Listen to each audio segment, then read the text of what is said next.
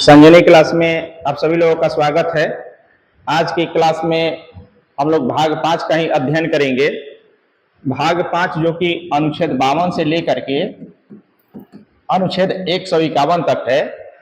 तो इसमें अनुच्छेद 52 से लेकर के अनुच्छेद 135 तक आपको पढ़ाया जा चुका है। अब आगे अनुच्छेद 136 से लेकर के 151 तक हम लोग पढ़ेंगे। तो क्लास स्टार्ट किया जाए। और क्लास स्टार्ट करने से पहले आप सभी लोगों से आग्रह है कि चैनल को ज्यादा से ज्यादा सब्सक्राइब करिए, लाइक करिए, कमेंट्स भी करिए। भाग 5 जो कि संघ है, यूनियन, अब इसी का हम लोग आगे वाला सेक्शन का अध्ययन करेंगे। ठीक, तो इसमें लिखिएगा अनुच्छेद 136 सर्वोच्च न्यायालय को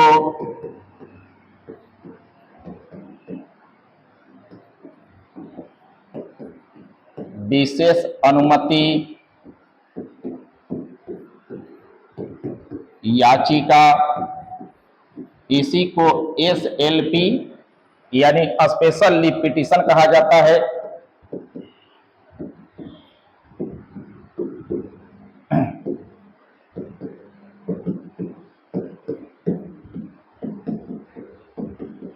दाखिल करने का अधिकार है ना। तो अनुच्छेद 136 कह रहा है कि सर्वोच्च न्यायालय को विशेष अनुमति याचिका, स्पेशल लीव पिटीशन दाखिल करने का अधिकार। ध्यान रखिएगा, SLP का मतलब क्या है, जिसमें सर्वोच्च न्यायालय को इसमें दाखिल करने का अधिकार देता है। तो SLP अगर सभी न्यायालयों के द्वारा किसी व्यक्ति को मान लीजिए दोषी ठहराया गया है और व्यक्ति एक बार और अपने न्याय के लिए गुहार लगाना चाहता है, तो SLP के रूप में वो सुप्रीम कोर्ट में जा सकता है। यही अनुच्छेद 136 कहता है। यानी हर एक न्यायालय के निर्णय के विरुद्ध SLP दायर किया जाता है। लेकिन ध्यान रखिएगा, इसमें नोट में ध्यान रखिएगा, इसमें एक निर्णय के विषय में SLP दायर नहीं किया जा सकता है। क्या है वो? तो सैन्य मामलों के लिए आप अच्छी तरीके से जानते हैं, अलग से कोर्ट होता है जिसको कोर्ट मार्शल कहा जाता है। तो कोर्ट मार्शल के तहत अगर कोई सजा सुनाई गई है, दोषी ठहराया गया है किसी व्यक्ति को, ये सेना के मामले में होता है कोर्ट मार्शल। तो कोर्ट मार्शल के तहत अगर किसी व्यक्ति को दोषी ठहराया गया है, तब वो SLP के रूप में सुप्रीम कोर्ट में नहीं जा सकता है ना। बाकी जो अन्य मामले होते हैं सेना को छोड़ करके, उस मामले में आप SLP के रूप में सुप्रीम कोर्ट में जा करके पूर्व के निर्णयों के विरुद्ध आप यहां पर सुनवाई करा सकते हैं। बस। अब आगे देखिएगा, अनुच्छेद 137 सर्वोच्च न्यायालय को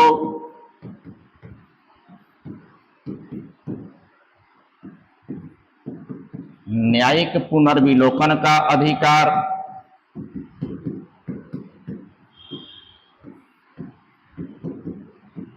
सर्वोच्च न्यायालय को न्यायिक पुनर्विलोकन का अधिकार, ये VVI है ना। देखिए, जो आर्टिकल आपके लिए VVI है, महत्वपूर्ण है, वो मैं डैश कर देता हूं, उसको VVI में करता हूं, है ना। उसको आपको हर हाल में याद करना है। तो अनुच्छेद 137 जो कि VVI है, इसमें क्या कह रहा है, सर्वोच्च न्यायालय को न्यायिक पुनर्विलोकन का अधिकार। तो इस न्यायिक पुनर्विलोकन का मतलब क्या हुआ? न्यायिक पुनर्विलोकन को न्यायिक समीक्षा भी कहा जाता है। न्यायिक समीक्षा भी कहा जाता है न्यायिक पुनर्विलोकन को। तो सुप्रीम कोर्ट को अनुच्छेद 137 के तहत जो न्यायिक पुनर्विलोकन का अधिकार दिया गया है, तो इसका मतलब क्या है?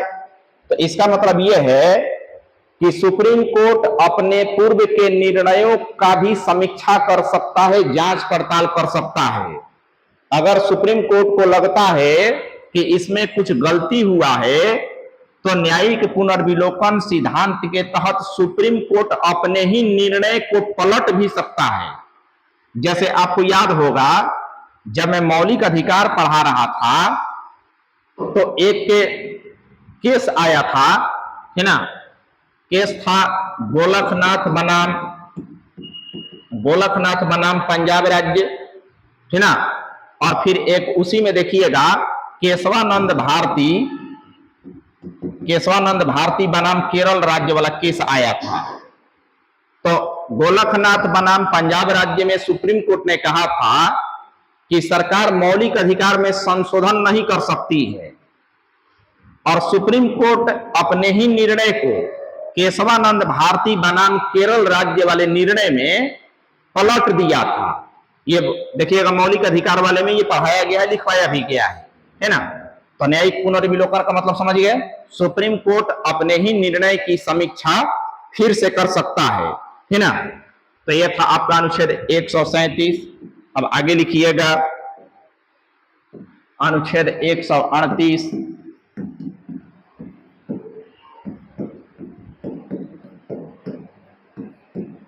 सर्वोच्च न्यायालय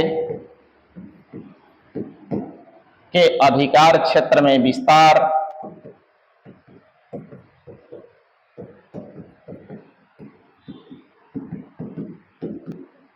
ठीक, अनुच्छेद 138 कहता है कि सर्वोच्च न्यायालय के अधिकार क्षेत्र में विस्तार, यानी सर्वोच्च न्यायालय के अधिकार क्षेत्र में भी विस्तार किया जा सकता है।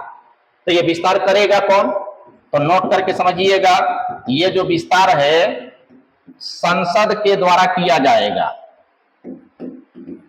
संसद नियम बना करके सुप्रीम कोर्ट के अधिकार क्षेत्र में विस्तार कर सकती है ना। तो अनुच्छेद 138 सर्वोच्च न्यायालय के अधिकार क्षेत्र में विस्तार, बस इतना ही। अब आगे लिखिएगा अनुच्छेद 139 सर्वोच्च न्यायालय द्वारा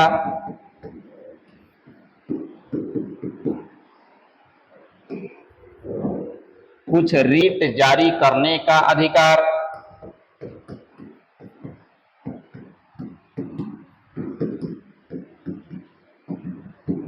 सर्वोच्च न्यायालय द्वारा कुछ रीट जारी करने का अधिकार, यह भी आपके लिए VVI है। ठीक, तो अनुच्छेद 139 कह रहा है कि सर्वोच्च न्यायालय द्वारा कुछ रीट जारी करने का अधिकार। आपको याद होगा जब भाग 3 जो कि मौलिक अधिकार है, जब हमने उसका डिस्क्रिप्टिव वर्णनात्मक पढ़ाया था तो उसमें एक रीट चैप्टर आया था, जिसमें 5 प्रकार की रीट आपको पढ़ाए गए थे। बंदी प्रत्यक्षीकरण, परमादेश, उत्प्रेषण, प्रतिषेध और अधिकार परीक्षा, ऐसे करके 5 रीट पढ़ाए गए थे। और रीट का मतलब भी वहां हमने बताया है, उस वाले सेक्शन में आप जाकर देखेंगे तो बेहतर तरीके से ये मामला आपको समझ में आएगा। और मैं मौलिक अधिकार जब पढ़ा रहा था तो मैं बार बार आपको बताता था कि मौलिक अधिकार आम लोगों को दिया गया ऐसा अधिकार है जिसको हर हाल में सरकार को लागू करना होता है। अगर सरकार लागू नहीं करती है तो अनुच्छेद 32 के तहत आप सुप्रीम कोर्ट जा सकते हैं, और अनुच्छेद 226 के तहत आप हाई कोर्ट में जा सकते हैं मौलिक अधिकार को लागू करवाने के लिए। तो देखिएगा अनुच्छेद 32 के तहत सुप्रीम कोर्ट में आप जाएंगे, अनुच्छेद 226 के तहत आप हाई कोर्ट में जाएंगे मौलिक अधिकार का अगर मामला रहेगा तब।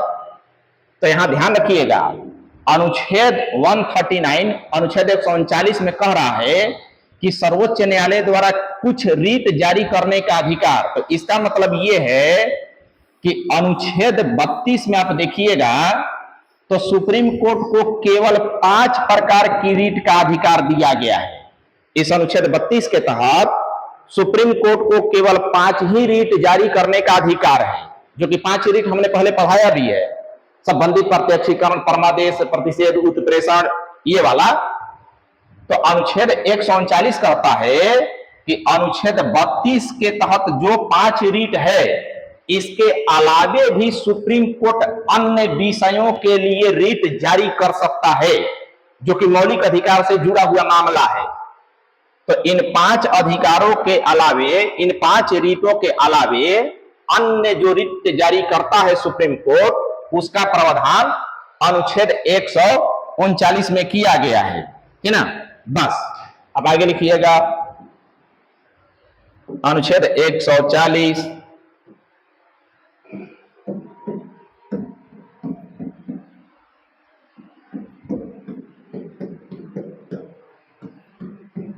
सर्वोच्च न्यायालय की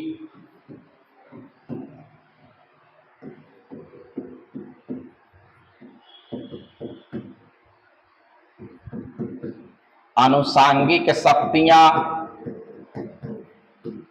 आनुषांगिक शक्तियां का मतलब होता है सहयोगी शक्तियां, ठीक है। तो अनुच्छेद 140 कह रहा है कि सर्वोच्च न्यायालय की आनुषांगिक शक्तियां यानी सहायक शक्तियां, तो इसमें जो भी मतलब इसके सहायता के लिए बहुत सारा जो भी मतलब सिस्टम है सुप्रीम कोर्ट के सहायता के लिए, उसी के विषय में यह प्रावधान किया गया है अनुच्छेद 140 में। अब आगे लिखिएगा अनुच्छेद 141 सर्वोच्च न्यायालय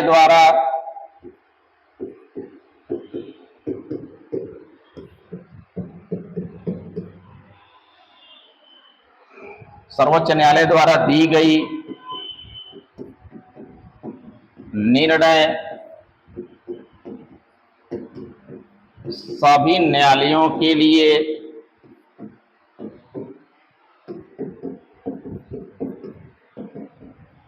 बाध्यकारी होगा, ठीक। तो अनुच्छेद 141 कहता है कि सर्वोच्च न्यायालय द्वारा दी गई जो निर्णय होगा वह सभी न्यायालयों के लिए क्या होगा, बाध्यकारी होगा। सुप्रीम कोर्ट जो भी निर्णय सुनाएगा, सभी न्यायालय मतलब उसके नीचे का जो भी भारत क्षेत्र के अंदर जो भी न्यायालय है, उन सभी न्यायालयों के लिए बाध्यकारी होगा, मतलब उसको हर हाल में उसको मानना पड़ेगा। बस अब आगे लिखिएगा अनुच्छेद 142, इसमें लिखिएगा सर्वोच्च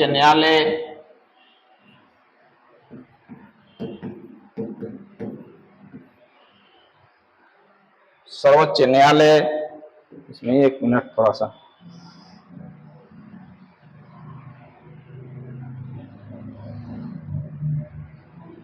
सर्वोच्च न्यायालय को पूर्ण न्याय के लिए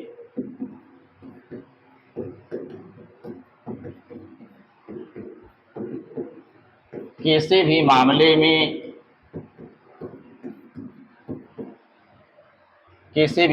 में निर्णय देने का अधिकार, ठीक। अनुच्छेद 142 कहता है कि सर्वोच्च न्यायालय को किसी भी मामले में पूर्ण न्याय के लिए, किसी भी मामले में निर्णय को, आप निर्णय को ऐसे भी लिखिए, संविधान में ऐसा भी लिखता है, निर्णय लिखिएगा या ब्रैकेट में करके यहां ऐसे जोड़िएगा, ब्रैकेट में, निर्णय को आदेश भी कहा जाता है और इसी को डिक्री भी कहा जाता है। ध्यान रखिएगा, निर्णय को क्या करता है कि डिक्री भी लिखता है, ज्यादा डिक्री शब्द का ही प्रयोग करता है। मैं आपको बार बार पहले भी बताते रहा हूं कि बहुत सारा संवैधानिक शब्द होता है, उसका अर्थ आपको समझना है, तो यहां निर्णय के जगह डिक्री शब्द भी लिखता है ज्यादातर। तो डिक्री का मतलब आदेश या निर्णय होता है, ठीक। तो अनुच्छेद 149 जो कि VVI है, ये क्या कह रहा है, सर्वोच्च न्यायालय को पूर्ण न्याय के लिए किसी भी मामले में निर्णय या आदेश या डिक्री देने का अधिकार। ध्यान रखिएगा, कुछ ऐसे मामले होते हैं जो संहिताबद्ध नहीं होते हैं, पहले से उसका कोई प्रावधान प्रोविजन नहीं होता है, तो ऐसे मामले में अनुच्छेद 142 कहता है कि जो पहले से सूचीबद्ध नहीं है, संहिताबद्ध नहीं है, उसके लिए नियम कानून पहले से तय नहीं किया गया है, तो ऐसे विषयों पर भी सुप्रीम कोर्ट अपना आदेश सुना सकता है। यही अनुच्छेद 142 में कहा गया है। जैसे कि कुछ अन्य ऐसा मामला अक्सर आते रहता है, जैसे आपने एक अयोध्या विवाद का मामला सुना होगा, अयोध्या विवाद श्री राम जन्मभूमि वाला। तो ये मामला कोई स्पष्ट नहीं था कि किस तरीके से क्या इसमें होगा। तो अयोध्या वाले मामले में देखिएगा, सुप्रीम कोर्ट ने जो जजमेंट सुनाया था, इसी अनुच्छेद 142 के अधिकार के तहत अयोध्या मामले की सुनवाई सुप्रीम कोर्ट ने किया था। इसमें इसी में देखिएगा, निर्मोही अखाड़ा को एक पक्ष माना गया था। जैसे श्री राम जन्मभूमि का केस लड़ने के लिए पक्षकार होना चाहिए, एक पक्ष होना चाहिए। तो इसमें श्री राम मंदिर की तरफ से निर्मोही अखाड़ा केस लड़ रहा था। हालांकि दावेदार बहुत सारा संस्था था, सभी का कहना था कि हम इसके दावेदार हैं, हम इसके दावेदार हैं, लेकिन सुप्रीम कोर्ट ने निर्मोही अखाड़ा को ही दावेदार माना था। और इसी अनुच्छेद 142 के तहत इसका जो केस है, इसकी सुनवाई की गई थी। बस अब आगे लिखिएगा, अनुच्छेद 143, ये काफी वीवीआई है। राष्ट्रपति को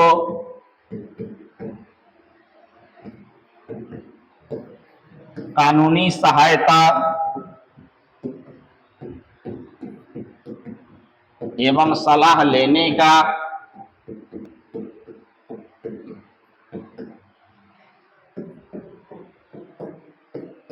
सर्वोच्च न्यायालय से अधिकार।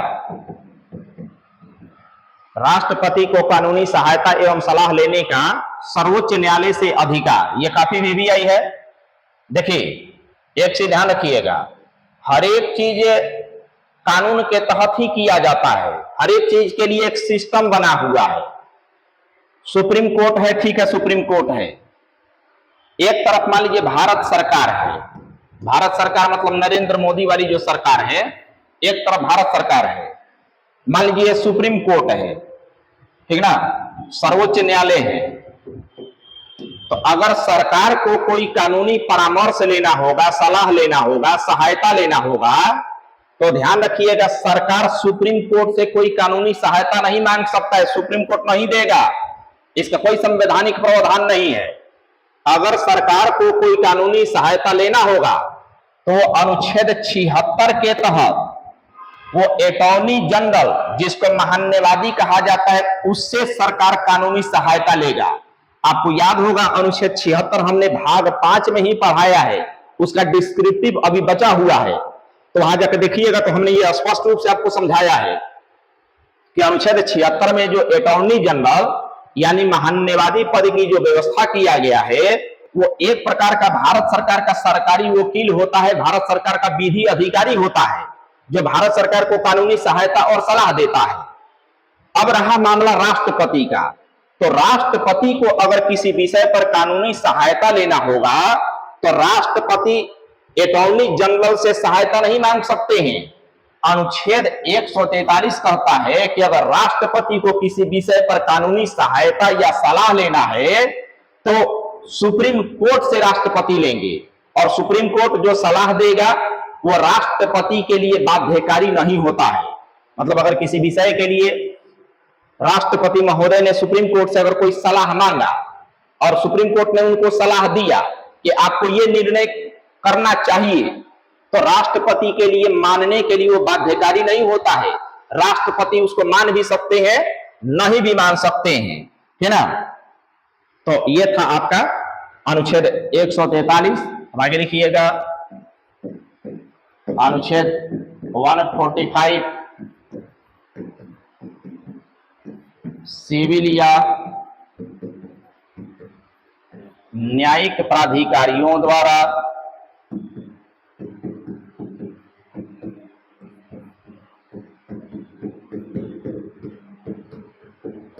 सर्वोच्च न्यायालय की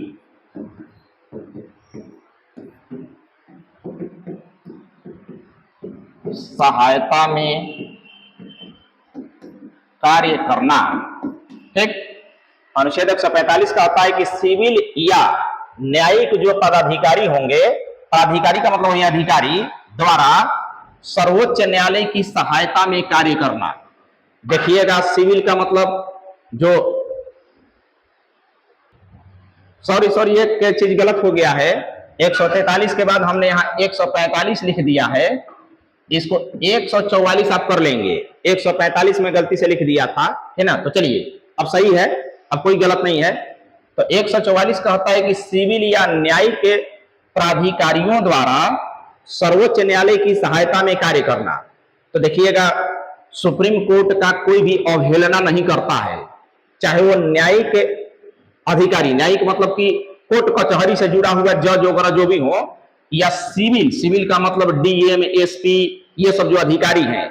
तो देखिएगा, सुप्रीम कोर्ट के सहायता में ही ये सब कार्य करते हैं। अगर सुप्रीम कोर्ट कोई आदेश इनके लिए जारी करता है तो इस आदेश की वो अवहेलना नहीं करते हैं, है ना, उसके दिशा निर्देशन के आधार पर कार्य करते हैं। तो यही अनुच्छेद 144 में कहा गया है। अब आगे लिखिएगा, अनुच्छेद 145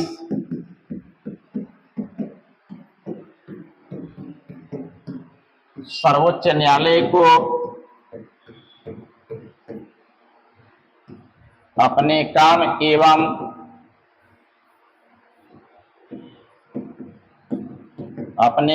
एवं कर्तव्यों को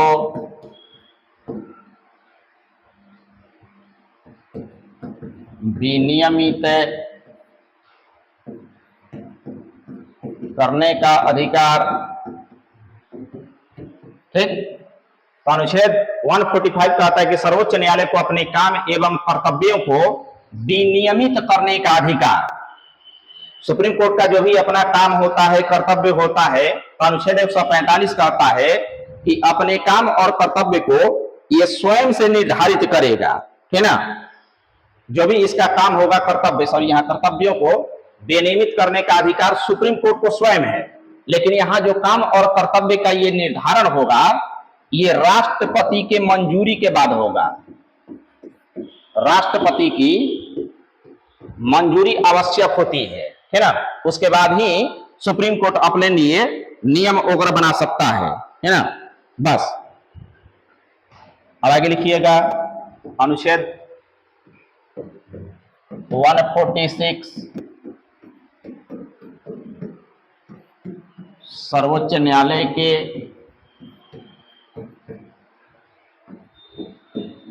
अधिकारी,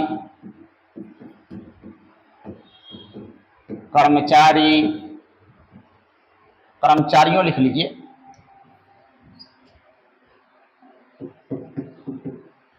सर्वोच्च न्यायालय के अधिकारी कर्मचारियों की नियुक्ति एवं वेतन का प्रावधान, है ना। तो सुप्रीम कोर्ट के भी अधिकारी होते हैं, काम के लिए, उसके कामों के लिए कर्मचारी होते हैं।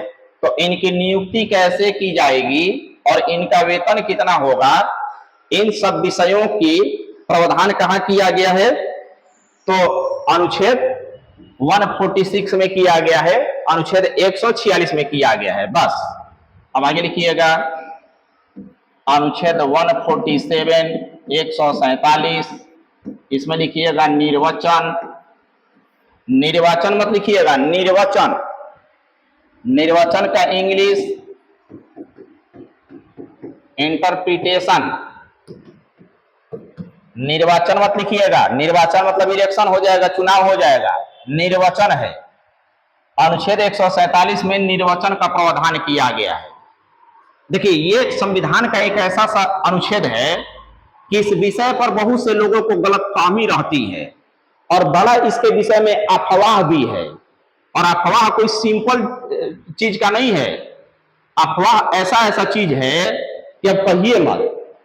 जैसे अफवाह ये भी चीज है कि ठीक है, भारत ब्रिटेन का उपनिवेश था, ब्रिटेन का गुलाम था, तो भारत को आजाद किसने किया, तो ब्रिटिश पार्लियामेंट ने किया, ब्रिटिश संसद ने किया, वहां पर नियम बना करके कि हम भारत को स्वतंत्र करते हैं। तो एक अफवाह भारत में यह भी चलता है कि ठीक है, भारत को ब्रिटेन ने आजाद किया, तो क्या भविष्य में इस आजादी को वो खत्म भी कर सकता है वहां का पार्लियामेंट, कि ठीक है हम आजाद किए थे 15 अगस्त 1947 को, अब इस आजादी को हम भंग करते हैं, खत्म करते हैं, फिर से भारत हमारा उपनिवेश है, गुलाम है। इसी विषय को लेकर के इस पर बड़ा अफवाह की चर्चा रहती है। तो देखिए, निर्वाचन में कहा क्या गया है, तो इसमें हमारे संविधान के लागू होने से पहले जो विधि व्यवस्था हमारे देश के संचालन के लिए चलती थी, जैसे एक तो हो गया सपरिषद गवर्नर जनरल, पहले गवर्नर जनरल होता था और गवर्नर जनरल का एक काउंसिल होता था। तो गवर्नर जनरल और उसका काउंसिल यानी परिषद, सपरिषद मतलब स का मतलब गवर्नर जनरल, गवर्नर जनरल सहित जो उसका काउंसिल था, परिषद था, वो मिल करके कानून बनाता था भारत के लिए। फिर उसमें भी बहुत सारे प्रावधान आते गए, भारत सरकार अधिनियम 1909, 1919, फिर भारत सरकार अधिनियम 1935, ऐसे करके आते रहा है। तो इस इंटरप्रिटेशन में, निर्वाचन में कुछ नियम को पहले वाले नियम से भी लिया गया है हमारे संविधान में, और कुछ को खत्म भी किया गया है। तो इसी पर कुछ लोग अफवाह फैलाता है ना कि ये पहले वाला भारत में नियम चलता था, चल रहा है ब्रिटेन वाला, तो फिर से ये हो सकता है ना कि फिर से पूरा ब्रिटेन वाला नियम चलेगा, है ना, अब भारत की स्वतंत्रता जो है खत्म हो जाएगी, ब्रिटेन का उपनिवेश हो जाएगा। ऐसा नहीं है। एक चीज राजनीति में जान लीजिए, राजनीति में कुछ ऐसे निर्णय होते हैं पूरे दुनिया के लिए, मैं बता रहा हूं, भारत के लिए ही नहीं, पूरी दुनिया के लिए एक नियम ये प्रचलित है कि कुछ ऐसा निर्णय होता है कि अगर आप एक बार उस निर्णय को ले लेते हैं तो फिर दोबारा आपको उस पर निर्णय लेने का अधिकार नहीं होता है। ठीक है, भारत को स्वतंत्रता ब्रिटेन की संसद और सरकार ने दिया था, तो एक बार जब ही भारत स्वतंत्र ब्रिटेन से हो गया ना, तब भारत के मामले में दखलंदाजी करने का अधिकार अब ब्रिटेन को दोबारा नहीं है। तो स्वतंत्रता खत्म करने का तो कोई अधिकार ही प्रश्न नहीं उठता है ना। तो बस ये था आपका अनुच्छेद 147, ये समाप्त हुआ। अब आगे लिखिएगा अनुच्छेद 148, ये काफी वीवीआई है। अनुच्छेद 148 भारत के नियंत्रक महालेखा परीक्षक,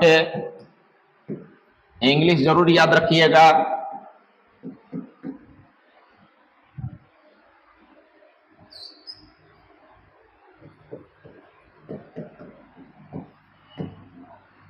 कंट्रोलर, सॉरी टी छूट गया है, कंट्रोलर एंड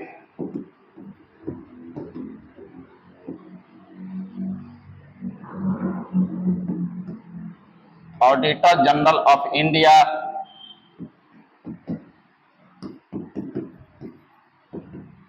है ना, इसी को संक्षेप में कैग कहा जाता है। ज्यादातर जो समाचार पत्र में या सरकार के द्वारा जो नाम इसका बोला जाता है, तो ये कैग ही नाम बोला जाता है, संक्षेप में CAG, controller and auditor general of India. Controller मत लिखिएगा, एन नहीं M, controller and auditor general of India यानी कैग। ये काफी वीवीआई आर्टिकल है एग्जाम के दृष्टिकोण से। तो अब ध्यान रखिएगा, देखिए हर एक विभाग के ऑडिट के लिए, उसका हिसाब किताब का ब्यौरा रखने के लिए एक ऑडिटर होता है। तो इसी प्रकार से पूरे भारत के आय व्यय का कितना एक्सपेंडिचर हुआ, कितना इनकम हुआ, कितना सरकार को प्रॉफिट हुआ, कितना लॉस हुआ, तो आय व्यय का ब्यौरा रखने के लिए भारत सरकार का भी एक ऑडिटर होता है। और जो पूरे भारत सरकार का सबसे बड़ा जो ऑडिटर होता है, उसी को संविधान में नियंत्रक महालेखा परीक्षक कहा गया है, कंट्रोलर एंड ऑडिटर जनरल कहा गया है, जिसकी व्यवस्था जो है अनुच्छेद 148 में किया गया है। देखिए मैं पहले भी आपको बताया हूं कि ये आर्टिकल अभी चल रहा है, इसका डिस्क्रिप्टिव सेक्शन भी आएगा। तो डिस्क्रिप्टिव सेक्शन में देखिएगा एगो कैग चैप्टर आएगा, उसमें कैग यानी भारत के नियंत्रक महालेखा परीक्षक से संबंधित हम लोग विस्तार से वहां अध्ययन करेंगे, है ना। तो ये था आपका अनुच्छेद 148, है ना। अब आगे लिखिएगा अनुच्छेद 149, 149, संक्षेप में ही मैं लिख दे रहा हूं कैग। कैग मतलब वही नियंत्रक महालेखा परीक्षक। कैग के कर्तव्य एवं अधिकार, है ना। तो कैग का तो गठन अनुच्छेद 148 के तहत किया गया है। अब इस कैग का क्या काम है, कर्तव्य मतलब काम, और क्या क्या इसका अधिकार है, इसका प्रावधान अनुच्छेद 149 में किया गया है ना। इसका काम तो समझ ही रहे हैं, मैंने पहले भी बताया कि ये पूरे भारत के आय व्यय का ब्यौरा रखता है, चाहे वो केंद्र सरकार हो या राज्य सरकार हो या यूनियन टेरिटरी यानी संघ शासित प्रदेश हो। भारत के हर एक क्षेत्र का जो आय व्यय का ब्यौरा होता है इसी कैग के पास होता है। और ध्यान रखिएगा, भारत में मैक्सिमम जो भी स्कैम होते हैं, घोटाले होते हैं, इसी कैग के रिपोर्ट के आधार पर पकड़ा जाता है। अभी एक बिहार में एक मामला काफी गरमाया हुआ है, या आपने भी न्यूज में सुना होगा कि लगभग 72 लाख करोड़ है कि हजार है पता नहीं, 72 लाख करोड़ रुपए का हिसाब किताब नहीं मिल रहा है। सरकार ने खर्च कर दिया है, लेकिन कैग का जब रिपोर्ट आया तो उसमें 72 लाख करोड़ रुपए का जो है वह हिसाब किताब नहीं मिल पा रहा है, क्या कि कहां कहां ये खर्च किया गया है। तो ये कैग के रिपोर्ट के आधार पर यह हंगामा हुआ है। हालांकि सरकार का कहना है कि टोटल सही काम हुआ है, हम उसके लिए टोटल ब्यौरा का जुगाड़ कर रहे हैं। तो सरकार अब क्या किया है, कैसे क्या किया है ना। अगर सरकार आंकड़े को उपलब्ध कराती है तो ठीक है, और नहीं तो फिर स्कैम के रूप में माना जाएगा, घोटाला के रूप में माना जाएगा, है ना।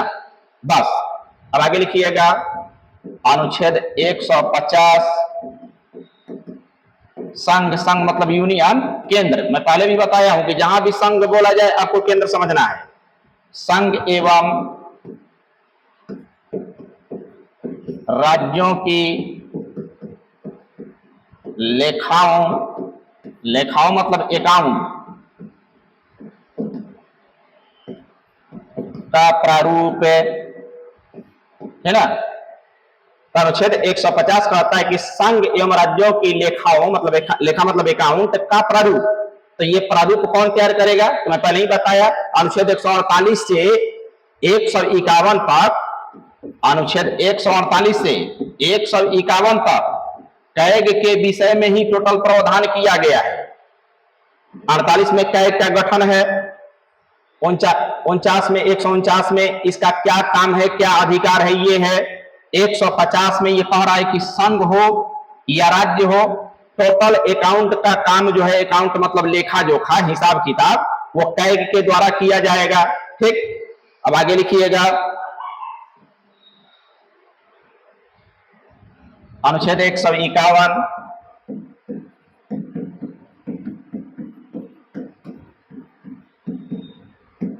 संपरीक्षा